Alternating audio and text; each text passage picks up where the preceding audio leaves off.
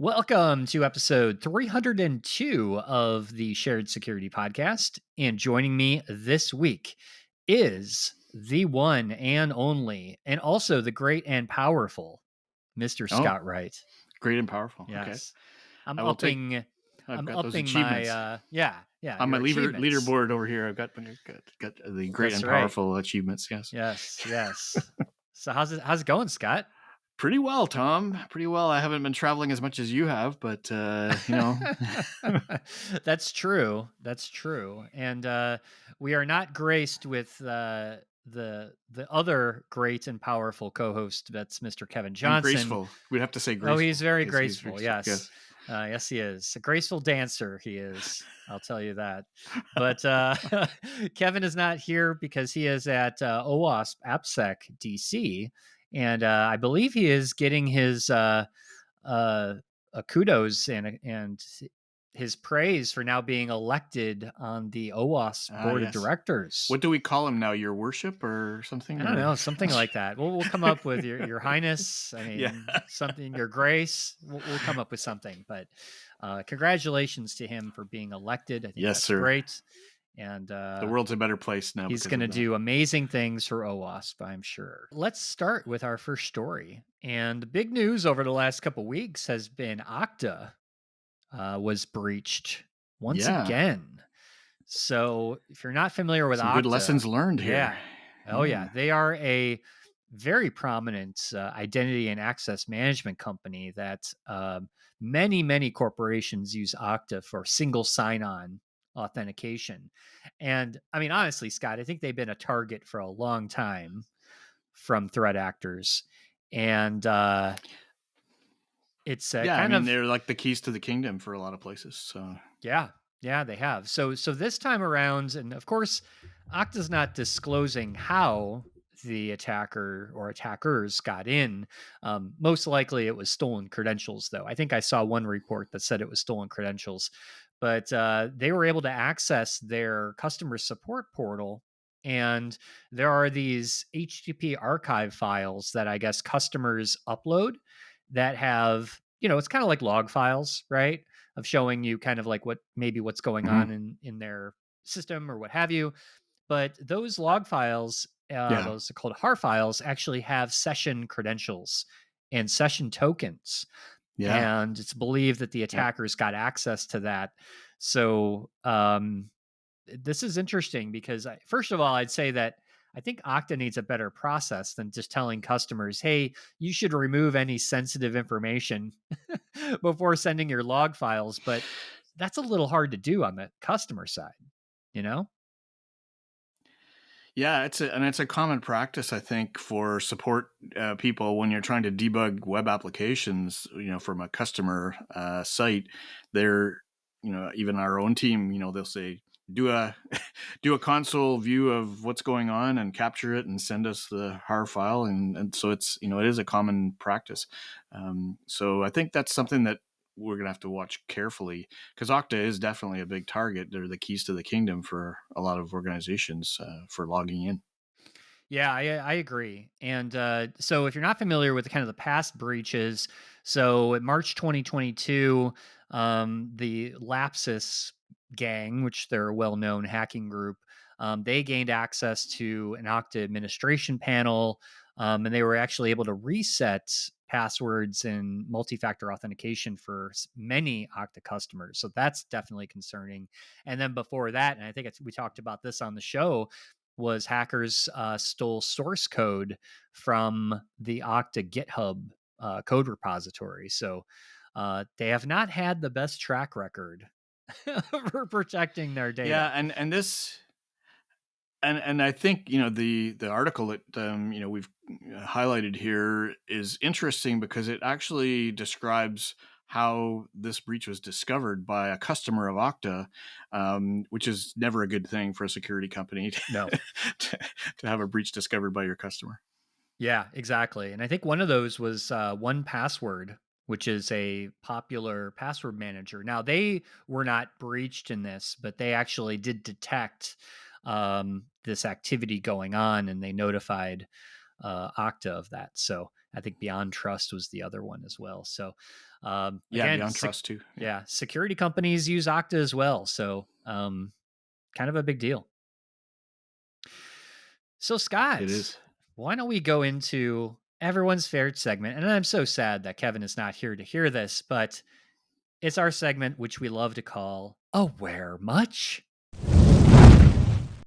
Yes, Tom, it's that time, but I won't prolong the anticipation because, Ah, we usually reserve that for Kevin to respond to your introduction. that's But right. we'll just simply say it's time. It's that time in the show where we help listeners learn about risks that can impact people's vulnerability to cyber attacks. So we've talked before about QR codes, and I'm pretty sure we had mentioned the much loved term quishing, which I've heard, many times, but Tom told me I maybe we I don't hadn't know. This talked may be the about that. first So official time I've seen it in an article. I don't know. But yeah, so quishing, I know a lot of people actually hate the term, but it is what people call phishing or social engineering attacks that rely on people scanning QR codes when they don't realize that its intent is to lead them to a malicious website. So the article that we're highlighting here simply points out that QR codes are becoming more commonly used in attacks, and there are some attacks where people receive messages with QR codes from trusted IT administrators or systems like Microsoft 365. So people are being tricked by these, even though it seems like a lame attack to a lot of security professionals. It is catching people. But my expectation is that security software like anti-phishing systems should be able to detect these things. There's not a lot of magic there. I don't think that needs to happen for them to dig in. And I think I equate it to something like URL shortener services, right? I yeah, mean, we used to have to really be careful of those all the time, but now almost every one of those services now has some kind of security behind it, to catch the malicious stuff.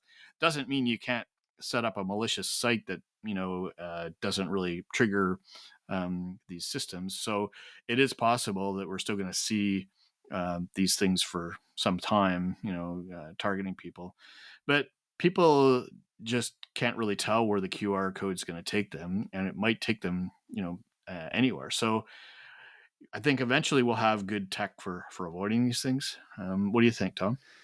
yeah. I think this is interesting because I've been seeing even in my own company and my personal email, I've been getting a lot of these recently, and they all kind of masquerade as two-factor authentication prompts, right? Because that's actually what a Hmm. lot of these two-factor services are doing is you scan a QR code and it either takes you to your app or it prompts you to put in another code.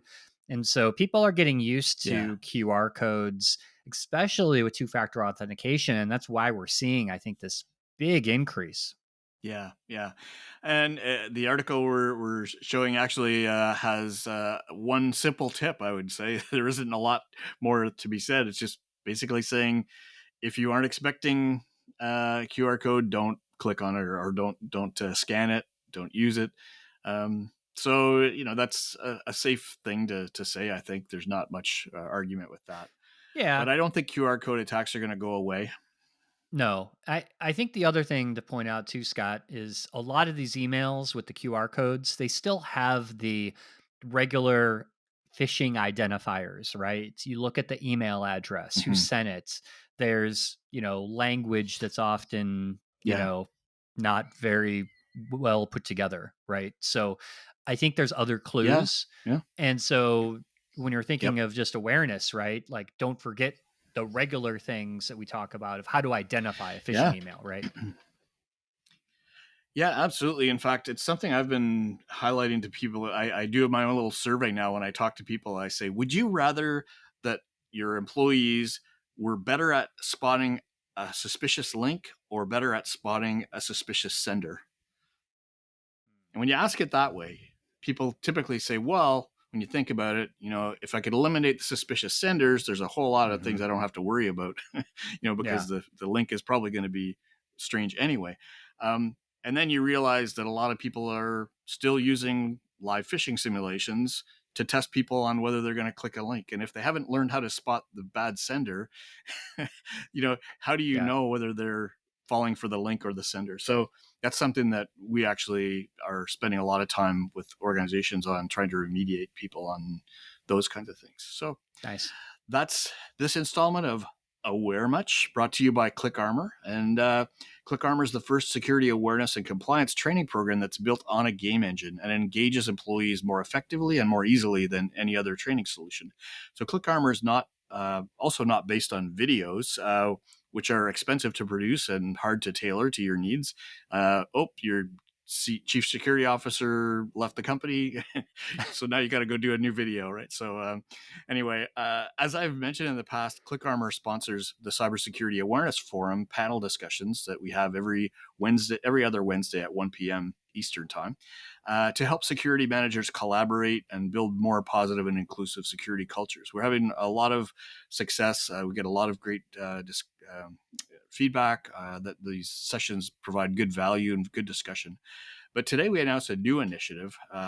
We have created a community website where Ooh. all of the cybersecurity awareness forum sessions and recordings will be available in the future. And we have some cool resources and collaborative initiatives that we're going to be building into the website. So if you know a security awareness manager, please let them know about the Cybersecurity Awareness Forum.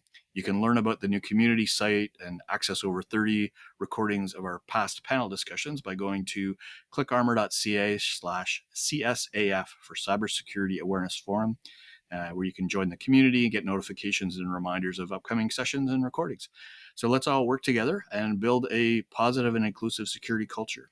And that's it for today's installment of Aware Much. So, last story this week, Google Play Protect now introduces real time code level scanning for Android malware on your Android device.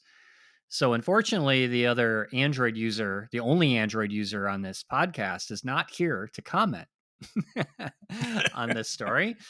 But I will comment.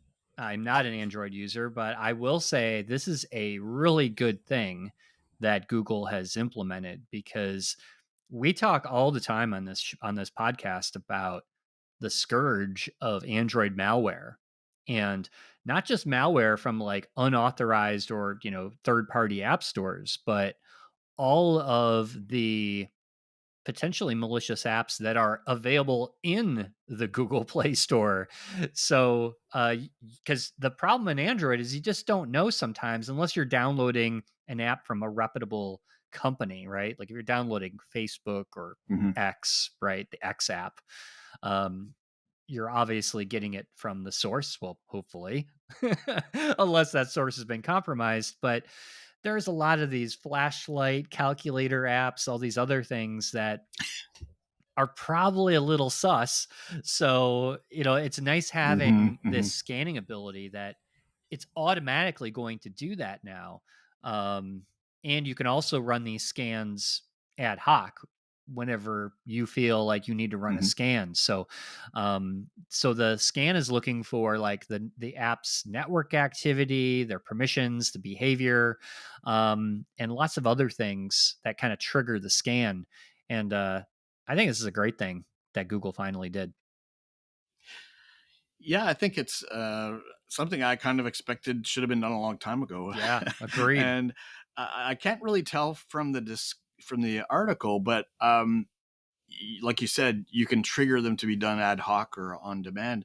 I'm wondering why it just doesn't do them on a regular schedule, or if it Mhm. is, because it wasn't clear. It seemed to me like it's scanning when you try to download a new app and on Yes. demand, but I don't know. It seems to me it should be doing it more frequently than that.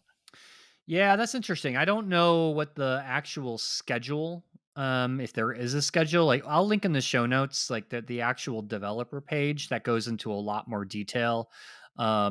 Obviously it does that. It looks like it does a daily. It says Google Play Protect scans devices once every day. So it actually does Okay. run on a periodic basis from what I just saw So there. that's good. It's good that it Mhm. has a schedule for sure. Yeah. So we'll see, Yeah. how this works, but Hmm. I just find it funny that, Yeah. The and I don't scourge want of Android. It is funny. yeah, I don't want to get But into an I think that yeah. Well, I was going to say I don't want to get into an Apple versus iOS or Apple versus Android debate, but um you really don't need scanning of apps on the Apple side of things. I know. It comes down to a principle. I kind of came across this. There's a book I read. I can't remember the guy's name, but it was called The Master Switch, and it's a discussion of monopolies and how they've gone since the telephone was invented, right? And you can look at a lot of different major technology battles that have happened, and when you see how the flexibility of something like Android and openness, is adopted, it's great for openness and freedom of what you want to do. But every time you add that functionality and flexibility, you're adding vulnerability. And so when you look at something like Apple, where it's just locked down and a lot of people don't like it because you can't play with it and you can't do these different settings and features, but it does limit the attack surface. Yeah, that's a great point. It's a great point. The Apple walled garden actually has a lot of security benefits. So, and in fact, if you have not seen the episode that we did on Google Android versus Apple iOS, which is better for privacy and cybersecurity, I will link that here in the show notes, or you can just click the link above on the YouTube video. We'll have that for you because you definitely want to check that out. And I actually rewatched some of that about a week ago, and not much has changed at all when we talked about that. I think it was like 2 years Yeah. ago we did that episode. So it's still relevant today. So definitely check that out. All right, Scott. Well, I think that's all we have time for today. One last thing that I didn't want to forget, it is the beginning of the month here. It's November. I can't believe we're already here. It's November. Crazy. Where has time gone this year? But I do Jeez. I do want to give our Patreon shout out. So our supporters in our on our Patreon community, which are Johan, Dan, Dylan, Robert, and Kevin. Some guy named Kevin. Don't know who that guy is, but I want to thank them for their support of the podcast. And if you want to become a Patreon, you can do that by going to patreon.com/shared security. You get all these great benefits, which I just started including bonus episodes for our interviews. So there's two really great bonus episodes you want to check out. One from our friend Tiberius, and the other one with Jason Street that we did with episode 300. So you don't want to miss that. And also, you get just a bunch of great benefits from being a Patreon. So check that out. Much appreciated for your support. And I think that's all we have time for today, Scott. So I wish you well. Yep. Thanks, Tom. Thanks, everybody. And we will speak to everyone again next week. Thanks for watching or listening to this episode. If you'd like to help support the podcast and get early access to new episodes with no ads, plus many more exclusive benefits, become an official supporter of the podcast for only $5 a month. Visit sharedsecurity.net/supporter for more details.